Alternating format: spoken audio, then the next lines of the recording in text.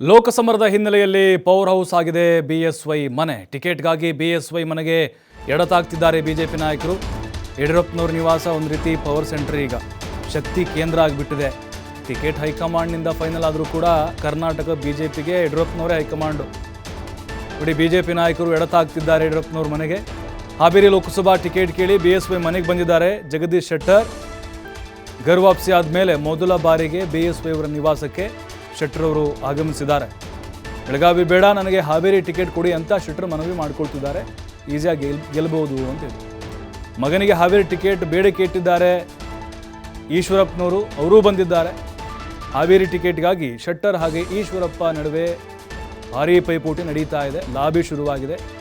ಶೆಟ್ಟರನ್ನು ವಾಪಸ್ ಕರೆದುಕೊಂಡು ಬಂದಿದ್ದೆ ಇದೇ ಯಡಿಯೂರಪ್ಪನವರು. ಅವ್ರ ಮಾತಿಗೆ ಬೆಲೆ ಕೊಟ್ಟು ಬಂದಿದ್ದು.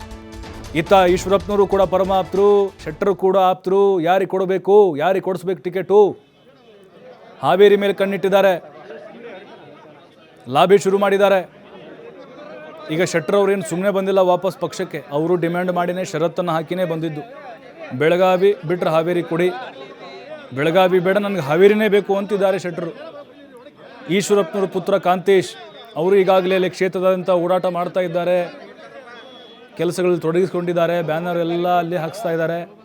ಅವ್ರಿಗೂ ವಿಶ್ವಾಸ ಇದೆ ನನ್ನ ಮಗನಿಗೆ ಕಾಂತೇಶ್ಗೆ ಟಿಕೆಟ್ ಕೊಡ್ತಾರೆ ಅಂತ. ಹಾಗಾಗಿನೇ ಇದೊಂದು ರೀತಿ ಯಡಿಯೂರಪ್ಪನವರಿಗೆ ಗೊಂದಲ ಸೃಷ್ಟಿಯಾಗಿಬಿಟ್ಟಿದೆ. ಅಂತಿಮವಾಗಿ ಹೈಕಮಾಂಡೇ ಫೈನಲ್ ಮಾಡುತ್ತೆ ಅಂದ್ಕೊಳ್ಳೋಣ ನಾವು ಟಿಕೆಟನ್ನು, ಬಿ ಜೆ ಪಿಯದು. ಯಡಿಯೂರಪ್ಪನವ್ರ ಮಾತು ಇಲ್ಲಿ ಬಹಳ ಮುಖ್ಯ.